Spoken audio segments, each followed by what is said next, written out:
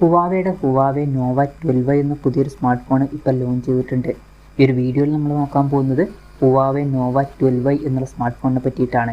Video തുടങ്ങുന്നതിന് മുമ്പ് പറയാനുള്ള ഒരു കാര്യം എന്താ വെച്ചാൽ, നിങ്ങൾ ടെക് വാർത്തകൾ ഫോളോ ചെയ്യാൻ താല്പര്യമുള്ളവരാണെന്നുണ്ടെങ്കിൽ നമ്മുടെ വാട്സപ്പ് ചാനലിലോ അല്ലാന്നുണ്ടെങ്കിൽ ടെലഗ്രാം ചാനലിലോ ജോയിൻ ചെയ്യാവുന്നതാണ്.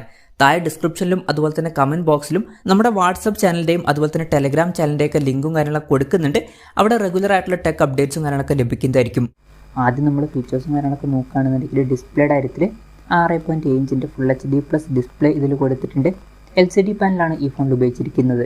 ഈ ഒരു സ്മാർട്ട് ഫോൺ 23,000 രൂപ പ്രൈസ് റേഞ്ചിലാണ് വരുന്നത്.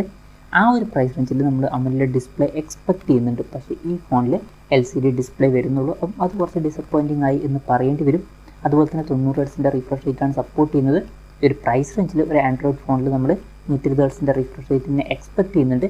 പക്ഷേ അതും ഇവിടെ മിസ്സിംഗ് ആണ്. പിന്നെ 270 Hz ടച്ച് സാമ്പിളിംഗ് റേറ്റ് വരുന്നുണ്ട്. പഞ്ചോൾ ഡിസൈൻ കൊടുത്തിട്ടുണ്ട്. പഞ്ചോൾ വരുന്ന ടോപ്പ് സെൻറ്റർ ഭാഗത്തായിട്ടാണ്. അപ്പോൾ ഡിസ്പ്ലേ ഫീച്ചേഴ്സ് ഈ ഒരു പ്രൈസ് റേഞ്ചിൽ അത്ര മികച്ചതാണ് എന്നൊന്നും പറയാൻ പറ്റില്ല. പിന്നെ side mounted finger print sensor ഇതിൽ കൊടുത്തിട്ടുണ്ട്. ഫോണിൻ്റെ വെയിറ്റ് വരുന്നത് 199 ഗ്രാമാണ്. തിക്നെസ് വരുന്നത് 8.4 mm ആണ്. പിന്നെ ഈ ഫോണിൻ്റെ ഗ്രീന്, ബ്ലാക്ക് എന്നീ കളർ വേരിയൻസ് ആണ് ഇപ്പോൾ ലോഞ്ച് ചെയ്തിരിക്കുന്നത്. പ്രോസസ്സറിൻ്റെ കാര്യത്തിലോട്ട് വരികയാണെന്നുണ്ടെങ്കിൽ സ്നാപ്ഡ്രാഗൺ 680 എന്ന പ്രോസസ്സർ ഇതിൽ കൊടുത്തിട്ടുണ്ട്. ഈ ഒരു പ്രൈസ് റേഞ്ചിൽ ഇത് അത്ര നല്ലൊരു പ്രോസസ്സറാണ് എന്ന് പറയാൻ പറ്റില്ല.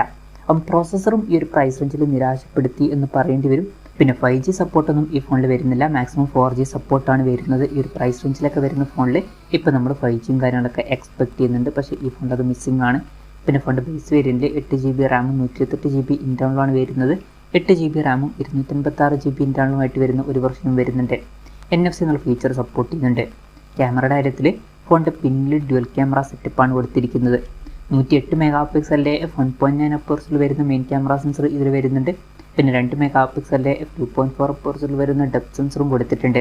ശ്രദ്ധിക്കേണ്ട കാര്യം, ഇതിൽ അൾട്രാ വൈഡ് ആംഗിൾ ലെൻസ് ഒന്നും വരുന്നില്ല. പിന്നെ ഫ്രണ്ടിൽ 8 MP f2.0 അപ്പേഴ്സിൽ വരുന്ന സെൽഫി ക്യാമറ ആണ് വരുന്നത്. ആൻഡ്രോയിഡ് ബേസ് ആയിട്ടുള്ള EMUI സോഫ്റ്റ്വെയർ ആണ് ഇതിൽ വരുന്നത്. പിന്നെ ശ്രദ്ധിക്കേണ്ട ഒരു കാര്യം, ഗൂഗിളിൻ്റെ സപ്പോർട്ടും കാര്യങ്ങളൊന്നുമില്ല. പ്ലേ സ്റ്റോർ, യൂട്യൂബ് ഇതുപോലുള്ള ആപ്പുകളൊന്നും ഉണ്ടാവില്ല. ബാറ്ററിയുടെ കാര്യത്തിൽ 5000 mAh ബാറ്ററി കൊടുത്തിട്ടുണ്ട്. 40 വാട്ടിൻ്റെ ഫാസ്റ്റ് ചാർജ് സപ്പോർട്ട് ചെയ്യുന്നുണ്ട്. Type-C ചാർജിംഗ് പോർട്ടും കൊടുത്തിട്ടുണ്ട്. അപ്പോൾ തരത്തിലല്ലാത്തൊരു ബാറ്ററി സെറ്റപ്പും കാര്യങ്ങളൊക്കെ ഇതിൽ വരുന്നുണ്ട് എന്ന് പറയാവുന്നതാണ്.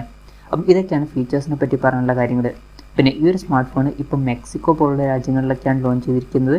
മെക്സിക്കോയിൽ ഈ സ്മാർട്ട് ഫോൺ 23,000 രൂപ പ്രൈസ് റേഞ്ചിലായിട്ടാണ് ലോഞ്ച് ചെയ്തിട്ടുള്ളത്. ആ ഒരു പ്രൈസ് റേഞ്ചിലെ ഫീച്ചേഴ്സ് എങ്ങനെയുണ്ടെന്ന് വെച്ചാൽ അത്ര മികച്ചത് എന്ന് പറയാൻ പറ്റില്ല.